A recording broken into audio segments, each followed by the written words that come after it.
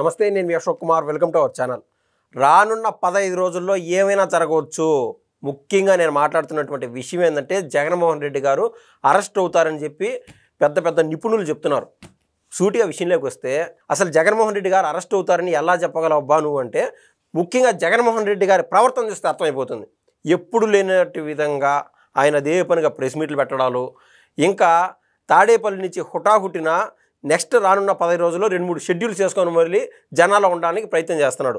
ముఖ్యంగా పాదయాత్ర చేస్తున్నాను అని చెప్పి లీక్ చేయబోతున్నాడు. ఎందుకంటే రానున్న 2-3 సంవత్సరాల్లో పాదయాత్ర కూడా చేస్తానని చెప్పి ప్రజల్ని మొబిలైజ్ చేసే విధంగా, అదేవిధంగా వైసీపీ కార్యకర్తలని ధైర్యం నింపే విధంగా ఏదో యాప్ వదిలినా అని చెప్పి ఆయన ఒక యాప్ అంటూ వదిలినాడు. ఈ విధంగా వైసీపీ క్యాడర్తో పూర్తి స్థాయి టచ్ లేకపోయినాడు జగన్మోహన్ రెడ్డి. ఇన్నాళ్ళు సీఎంగా ఉన్నప్పుడు ఎప్పుడు గుర్తురాల ప్రజలు, ఇప్పుడే ఎందుకు గుర్తొచ్చారంటే, చింత తెచ్చినా పులుపు చావకూడదని చెప్పి జగన్మోహన్ రెడ్డి గారు జైలుకు పోయినా కూడా వైసీపీ కార్యకర్తలో పార్టీ బతికే ఉండాలని చెప్పి ఆయన యొక్క తాపత్రయం. రేపు మొన్నాడు నెల్లూరు పర్యటన కూడా చేయనున్నాడు. ఆయన మెయిన్ ఎజెండా ఏంటంటే, ఆయన జనాల్లో ఉన్నప్పుడే అరెస్ట్ అయితే పూర్తి స్థాయి సింపతి వస్తుందని చెప్పి ఫుల్ లెంత్ క్లారిటీకి వచ్చేసాడు.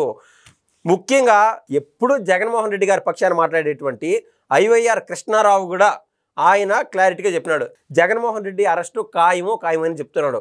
ముఖ్యంగా ఉండవల్లి అరుణ్ కుమార్ కూడా ఏదో న్యూట్రల్గా ఉన్నట్టే ఉంటుంది, కానీ ఆ ఎడ్జు మొత్తం జగన్మోహన్ రెడ్డి సైడే ఉంటుంది, ఆయన ప్రేమ మొత్తం.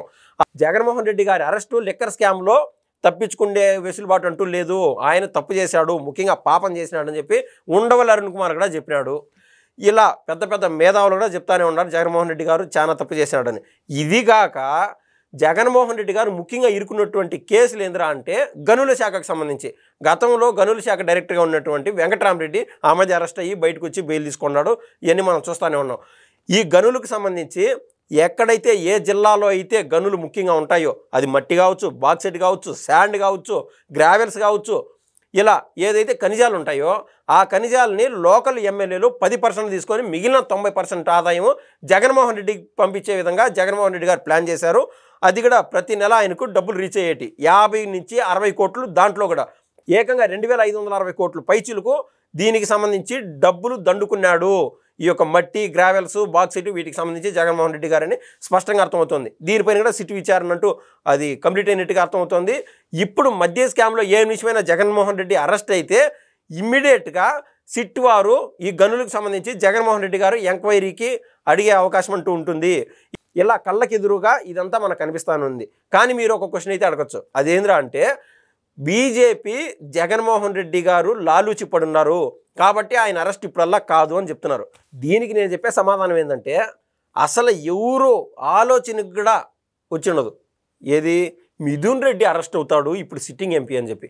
అటువంటి మిథున్ రెడ్డి అరెస్ట్ అయినాడు. అంతెందుకు, జిల్లాలో, చిత్తూరు జిల్లాలో నెంబర్ 1, నెంబర్ 2 నాయకుడిగా ఉన్నటువంటి మాజీ ఎమ్మెల్యే చెవిరెడ్డి భాస్కర్ రెడ్డి కూడా అరెస్ట్ అయినాడు. ఎంత జరిగింది ఇంకా జగన్మోహన్ రెడ్డి గారు ఎంతసేపు.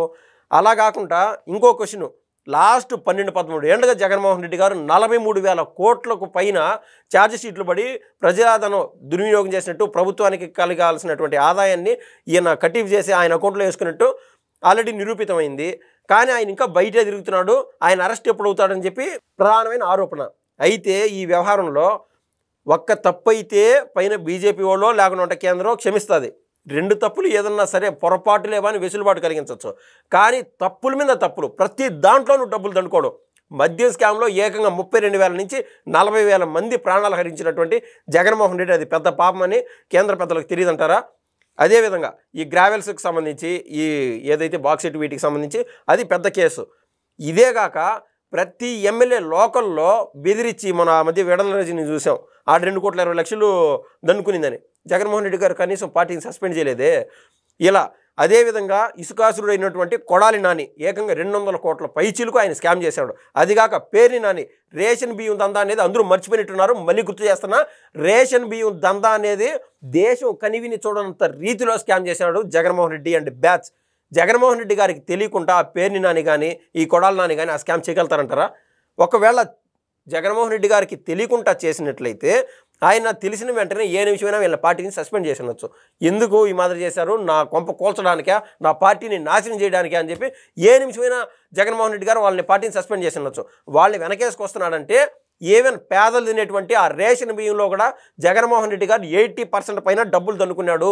పాపం మేమంతా అనామకులము, అమాయకులము, మేము కేవలం 20% మాత్రమే కమిషన్లు తీసుకున్నామని చెప్పి పేరుని నాని ఆయనకు సంబంధించినటువంటి సన్నిహితులతో ఆయన వాపోతున్నటువంటి విషయం మనం ఈ మధ్య చూస్తూనే ఉన్నాం అన్ని సోషల్ మీడియాల్లో కూడా.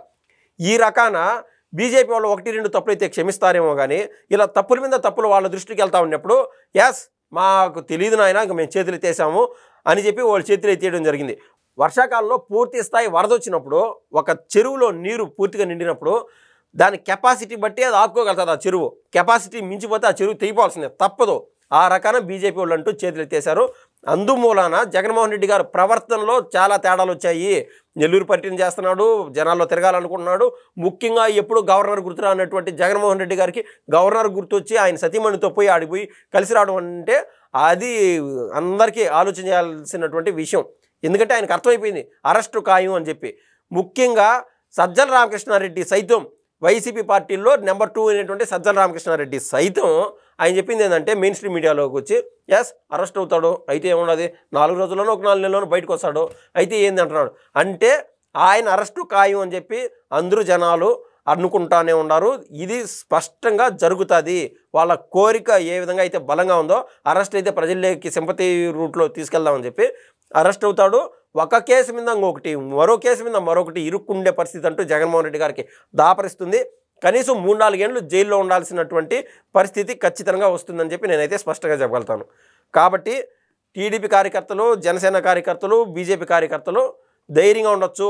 మన రాష్ట్రాన్ని పట్టి పీడించినటువంటి ఒక జలగా ఖచ్చితంగా దగ్గరలో అరెస్ట్ అవుతుందని నేనైతే చెప్పగలుగుతాను. ధన్యవాదాలు.